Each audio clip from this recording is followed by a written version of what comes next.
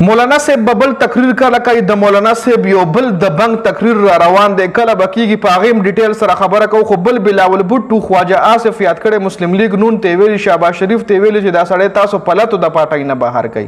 پاغه هم ډیټیل سره خبره کو چې ولی ولا بلاول بوټو ویلي دي بل د پی ټی آی د طرف نه اقبال آفریدي په یوازې باندې د عمران خان د رهایی د پاره یو احتجاج کړي چې پاغه هم ډیټیل سره خبره کو بل د مولانا په حمایت کې مولانا عطا الرحمن سے حکومت ته چیلنج هم ورکړی چې پاغه هم ډیټیل سره خبره کو او د مولانا صاحب د تقریر وکړوي پاغه هم ډیټیل سره خبره کو نو په دې ویډیو کې ډیر اهم اپډیټ سي ویډیو خبر هم مکمل ګورئ او مخکې ملګرو سره ضرور شریک کړئ ټول نه پیله د بلاول بوټو په بیان باندې خبره کو بیا غینه پس مولانا طرف ته راځو چې بلاول بوټو ولی مسلم لیگ نون ته ویلي چې تاسو خواجه آصف پلاتو باندې بهر کړئ نو په دې ډیټیل سره خبره کو اصل کې بلاول بوټو د خواجه آصف سیټ ته خطر جوړه کړی دا بلاول بوټو کشمیر کې یو داسې کار کړی دی چې خواجه آصف ته مکمل چل جوړ کړی دی خواجه آصف ویلی و چې آزاد کشمیر رولا کوټ والا خلک چې کم دي دا زمونږ نه دي یعنی دا د آزاد کشمیر حصہ نه ده نو بلاول بوټو شهباز شریف ته ویلي چې خواجه آصف کمی خبرې کوي یعنی دا چې کم بیان جاری کړی دی نو دا د تاسو د حکومت پالیسی ده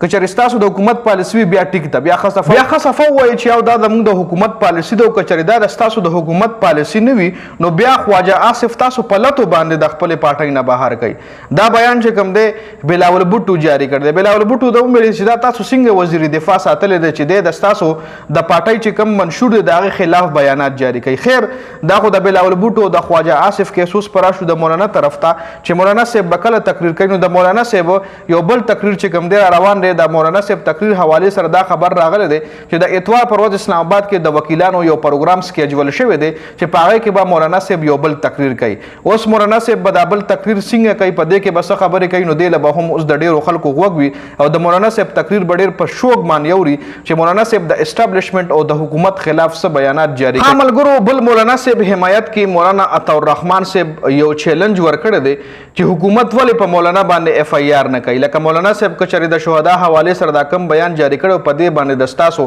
اعتراض نو تاسو په مولانا باندې ولې اف ای آر نه کوي تاسو کې دومره جرأت شته چې تاسو په مولانا باندې پرچا وکړي که مولانا د ریاست خلاف ته او که څومره هم د یو ادارې خلاف ته نو تاسو په پرچا وکړي کنه لکه تاسو کې وای دومره جرأت شته چې تاسو په مولانا باندې اف ای آر وکړي دا مولانا عطا الرحمن صاحب چې کوم دی حکومت چیلنج کړی دی چې تاسو یو قسم له د مولانا په حمایت کې بیان جاری کړی دی اوس دا د مولانا صاحب په حمایت کې د خلاف دی د هغې حوالې سره تاسو خپل رای خیر کمنټ کولی شئ بل د عمران خان د رهایی دپاره کې پی کې کې اقبال آفریدي په یوازې باندې راوتی دی او احتجاج یې کړی دی سټریټ موومنټ یې کړی دی او د عمران خان د رهایی دپاره خپله اواز اوچت کړی دی هغه اقبال آفریدي چې د پی ټي آی لیډرشپ سره الریډي